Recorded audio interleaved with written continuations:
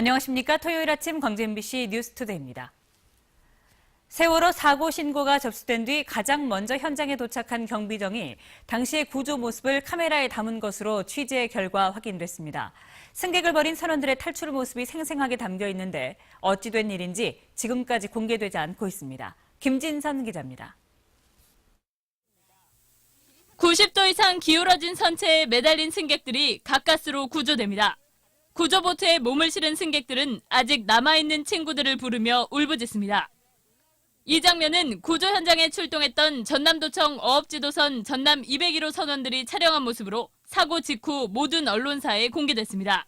뛰어내리는 사람도 있었고 그 물속에서 그 물 밖으로 헤엄쳐 나온 사람도 있었고 아주 절박했습니다. 그런데 헬기 2대와 함께 이보다 10분 이상 앞서 도착한 해경 경비정 123정. 사고 해역에 처음 도착한 경비정인데 최초 구조 모습을 촬영한 것으로 확인됐습니다. 촬영한 동영상 분량은 대략 10분 안팎. 탈출한 이모 선장과 선원들의 모습이 생생하게 담겨 있고 특히 이들 선원 대부분은 구명복조차 입지 않을 만큼 태연했던 것으로 드러났습니다. 이거 원래 사복을 입는답니다. 그죠? 구명이 같은 것도 아니고. 이게 또 서로 먼저 구조 선박에 오르려는 모습과 웃으며 통화하는 모습 등 승객들을 버리고 탈출하는 선원들의 모습이 생생하게 담겨 있습니다. 하지만 해경은 10분짜리 동영상 가운데 몇 개 장면만 사진처럼 편집해 공개했을 뿐 지금껏 동영상이 찍힌 사실을 제대로 알리지 않았고 전체 분량은 물론 공개하지 않고 있습니다. 해경은 왜 공개하지 않았냐는 목포 MBC 취재진의 물음에 국민들의 감정을 자극할 것을 우려했으며 사고 현장에 대한 증거 수집 목적으로 촬영한 만큼 수사본부에만 제출했다고 해명했습니다. MBC 뉴스 김진선입니다. 아직 자식의 생사조차 모르는 부모들은 진도 실내체육관에서 소식을 기다리며 지쳐가고 있습니다. 자식을 찾아다니는 고통이 1초라도 빨리 끝났으면 한다고 말하고 있습니다. 김인정 기자입니다. 오늘은 소식이 있을까? 하루 종일 휴대폰을 손에서 놓지 못하고 배에 갇혀있을 아이 사진을 보고 또 봅니다. 혹시 내 아이가 발견된 건 아닌지 체육관 벽보 앞도 하루에 몇 번씩 서성입니다. 일과가 뭔지도 모르는데 그저 애만 찾아 나오기만 기다리지. 체육관 복도 앞 창문엔 자원봉사자들이 준비한 휴지가 끼워져 있습니다. 눈물이 쏟아지는 가족들을 위해서입니다. 계속 울어요, 같이. 그러니까 뭐랄까 그들이 울면 저희들의 가슴도 같이 울리더라고요. 그 정도로 힘들어하더라고요.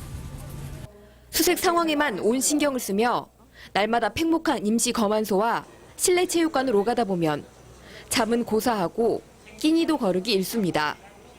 건강도 급격히 악화되고 있습니다. 굉장히 많이 힘들어하시고 우울해하시고 불안해하시고 많이 화도 많이 나셨고 분노도 많이 느끼고 계십니다. 세월호가 가라앉으면서 일상이 멈춰버린 사람들. 지금의 고통스러운 시간이 어떻게든 빨리 끝나기만을 바랄 뿐입니다. MBC 뉴스 김인정입니다. 세월호 참사 희생자들을 기리기 위한 분향소가 광주에도 설치됐습니다. 분향소에는 추모객들의 발길이 이어졌고 생환을 기원하는 노란색 메모도 줄을 이었습니다. 이재원 기자입니다. 200여 명에 가까운 희생자가 발생한 세월호 참사. 희생자를 기리기 위해 설치된 분향소에 새하얀 국화꽃이 놓여지기 시작합니다. 가슴마다 노란 희망의 리본을 달았지만 어처구니 없는 참사에 추모객들의 마음은 무겁게 가라앉았습니다. 안타깝고 미안하기도 하고 좀 마음이 먹먹해요. 희생자 대부분이 채 피어보지도 못한 어린 학생들이라는 현실은 눈물을 마르지 않게 하고 부끄러운 마음까지 만들어냅니다. 눈 뜨고 못 볼 정도로 마음이 아픈 것 같아요. 근데 아직 17살인데. 대한민국의 어른인 것이 이번처럼 부끄러운 적이 없습니다. 피지 못하고 져버린 아이들과 유족들에게 차마 용서를 구한다고 말할 용기가 나질 않습니다.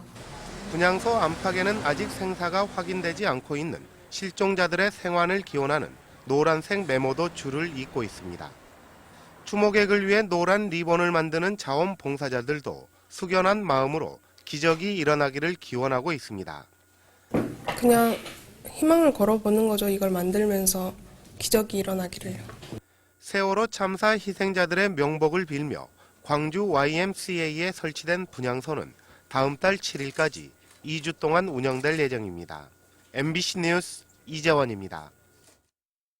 세월호 희생자들을 위한 합동 분향소 설치가 혼선을 빚고 있습니다. 광주시에 따르면 지난 23일 정홍원 국무총리가 전국에 합동 분향소를 설치하겠다고 밝힘에 따라 어제부터 분향소 설치를 준비해왔지만 안전행정부의 지침이 전달되지 않아 아직까지 분향소를 설치하지 못하고 있습니다. 지금까지 자치단체 차원에서 합동 분향소를 설치한 곳은 안산시와 인천시, 전라남도 등이고 나머지 자치단체들은 이틀째 안행부의 지침만 기다리고 있습니다. 전남 지역의 연안 여객선 4척 가운데 한 척은 건조된 지 20년이 지난 것으로 나타났습니다. 해양수산부가 새누리당 주영순 의원에게 제출한 연안 여객선 현황에 따르면 목포항과 여수항에서 운항하는 연안 여객선은 모두 91척이고 이 가운데 선령이 20년이 넘은 선박이 23척으로 전체 25%를 차지했습니다. 또 목포와 홍도를 운항하는 남해스타호와 고흥 녹동과 동성 항로를 운항하는 평화페리 3호는 25년 전에 건조한 것으로 나타났습니다. 새정치민주연합이 공천에서 배제할 기초단체장 후보들의 명단을 언제 발표할지 주목됩니다. 새정치민주연합은 광주시당과 전남도당에 공천에서 배제할 기초단체장 후보 명단을 전달했고 시도당은 밀봉 상태로 보관하며 발표 시기를 조율하고 있습니다. 이미 김종식 광주서구청장과 임성훈 나주시장, 허남석 국성군수 등 현역 단체장 3명이 공천 배제 대상에 포함된 것으로 알려진 가운데 다른 입지자들이 얼마나 포함됐는지 주목됩니다. 새정치민주연합의 당원들이 광주시당 공천관리위원회에 포함된 광주 지역 국회의원 5명을 대상으로 직무정지 가처분 신청을 법원에 제출했습니다. 이들은 윤장현 후보 지지를 선언한 국회의원들이 공천관리위원회에서 활동하면 경선관리의 공정성이 훼손될 수밖에 없다고 주장하고 있습니다. 광주지방법원은 민사 21부에 사건을 배당해 조만간 심리에 착수할 예정입니다. 4천여 명의 중국 관광객을 태운 대형 크루즈선이 올 들어 처음으로 광양항으로 입항합니다. 광양시에 따르면 오는 28일 오전 8시 관광객과 승무원 등 4,380명을 태운 14만 톤급 로얄 캐리비안 크루즈가 광양항에 입항해서 밤 9시까지 13시간을 체류할 예정입니다.